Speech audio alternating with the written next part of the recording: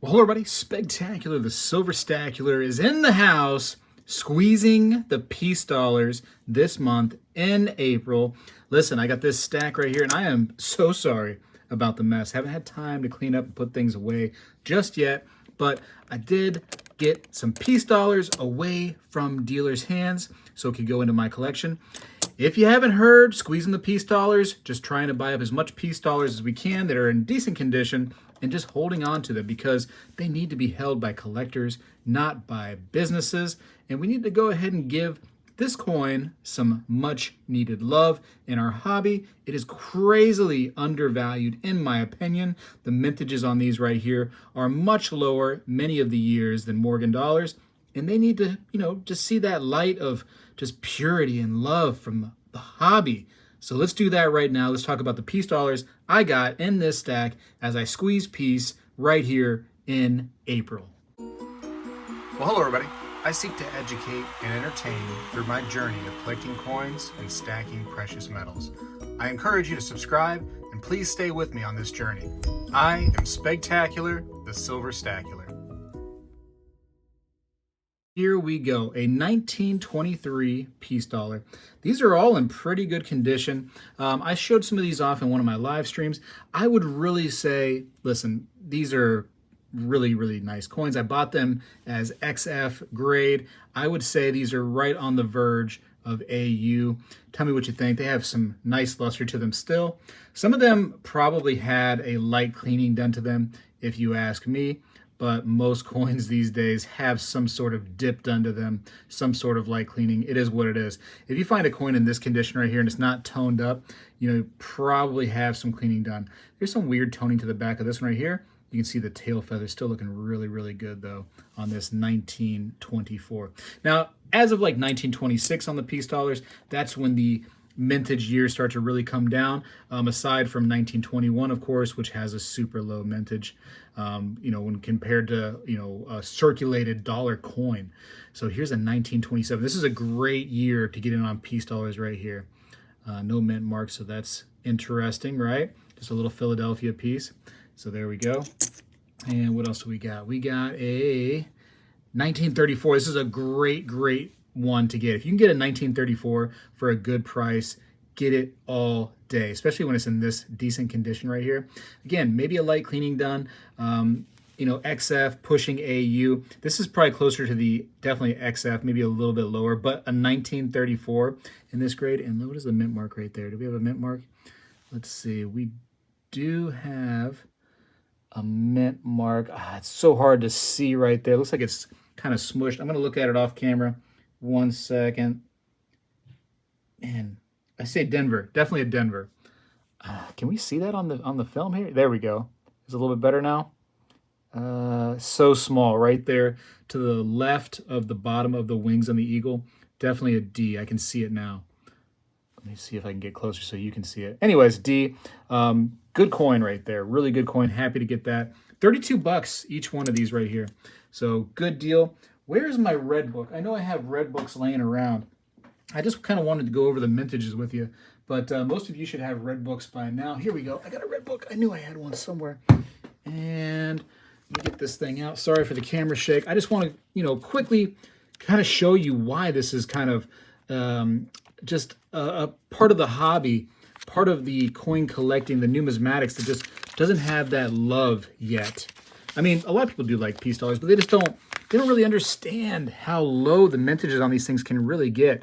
So 1934 D right there, only 1.5 million, period, of a circulated dollar coin are out there. That's cool. You can see how the numbers on these start to really, really increase when you start to get to the higher mint state on these. Pretty interesting. Don't always go by the prices in the red book, obviously, but it gives you a sort of a guide. But you can see how the mintage numbers, I can bring this down a little bit, how they start teetering off, and most of you know that by now. Look at where the shadow is, right there around the 1926, that being the magic number, 1926 and 1926D, pretty low mintages. 1925S, still low, 1924S still low. As you start getting even lower, 1927, look at that, 1927 plain, only 848,000 made, period. That's crazy to me. That's less than 1 million of these coins that were meant for circulation. And man, get these into collectors' hands. Like I said, I think one day you're going to find that peace dollars are going to really, really jump if this can continue to happen. Already, I'm seeing a lot of shops fail to have peace dollars. Coin shows don't have a lot of peace dollars from what I've seen so far. They have them, sure. You're going to be paying for some of the decent ones, and those ones kind of stick around for a little bit. What do I mean by that? 1921 and Mint State 63. Not everybody has the money to dish out for one of those, so they kind of stick around in the hobby, or well, not the hobby, but the shops and the shows a little bit longer than some of these raw coins like this. This is a great coin right here, 1924. Lower on the, higher on the mintage.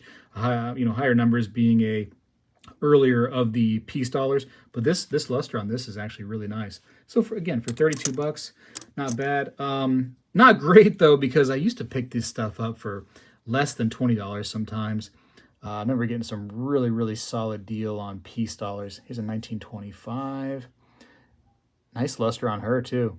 Really, really pretty coin. Some beautiful toning too. Not bad. This camera angle, you can't really enjoy all the different aspects of these coins, but I tell you, I'm looking at them right now, kind of for the first time, because when I was at the shop, I was just trying to get in and out real quick. I sort of picked through these. I sort of got to pick out what I wanted. I seen them at a glance, and I was like, ooh, for that price, I just want to get in and out, get as many as I can, and bada bing, bada boom. A couple $100 to spend, and I said, let me spend that on squeezing the peace dollars for the month of April. If you all want to help, if you want to, get in on the peace dollar action with me, I would totally, totally appreciate it. And respect you for doing it, man. This is, like I said, a part of the hobby that can use some more love. Here's a 1925. And again, a pretty coin. Some of these, wouldn't be terrible to have, graded. Bring them into a NGC or a PCGS and have them look at them. They're not the best mint state in the world, but they could use a little extra protection. Why not? I might end up putting these into airtights. I think I have some extras. Why not? Just preserve them a little bit. And like I said, that's my goal. My goal is not to one day put these on my shop, spegtacular.com. That's not what I'm going to do. These are going into my collection and they're staying there. That's what these are destined for. I'm holding on to these because I believe that the peace dollars are awesome. It's been one of my favorite coins since I started collecting. It's a coin that got me back into collecting when my wife had given me her late father's coin collection, and I was able to see one of these peace dollars, and I'm like, man, that's such a pretty coin. I think it was a 1923 Philadelphia peace dollar. Nothing special as far as rarity. The condition was really, really rough, but just, man, it just had that innate beauty that I just couldn't get over. And I was like, man, I got to start collecting. I start buying this stuff as much as I can. And I got into it, like I said, at a decent time when silver was much lower, getting peace dollars and Morgan dollars for, $17, $18, $19, $20. I think there's a couple times where I got some peace dollars that a couple shops were valuing those lower than Morgan dollars, and I was getting them at like $16 for a peace dollar. That's awesome. I mean, you look back at that now and you're like, man, I really won at that point. So happy to do that. So there's my little stack, little contribution towards April. And let me know what you're seeing out there with peace dollars. Keep me informed in the comments. If you go to shows, shops, whatever the case may be, and you're looking for peace dollars, let me know what they're saying about them. Let me know if you see any kind of increase in price. You're going to always see increase in price in things like the 21s or the 28s or high grade mint state of just about any of the peace dollars. You're going to see an increase in price on those for sure. But some of the ones that are in between a little bit, I'd be curious what you're seeing. Some of the raw ones like this, are you getting a better deal than like a potential, AU for $32? Are you getting better deals where you're from? So just tell me that stuff down in the comments. And for the people that are squeezing peace dollars with me, I really appreciate you. Again, this is not some kind of get rich quick scheme. It's not the same thing as like the silver squeeze. We're holding on to them and we're showing love to a coin that we believe needs to be loved more. We're just basically hiding it away from the rest of the hobby in our collection and bringing the love to our own collection that somebody else didn't want. These shops and shows and people that just want to sell this stuff, we want to hold on to this stuff, and that's what Squeezing the Piece is all about. Anyways, I got to go for now. Appreciate you for watching and squeezing the piece with me. Spegtacular is out. When I was a kid, we did this every day in school, and I believe we need to bring this back a little bit, and I'm going to start right now. I pledge allegiance to the flag of the United States of America and to the republic for which it stands, one nation, under God, indivisible, with liberty and justice for all.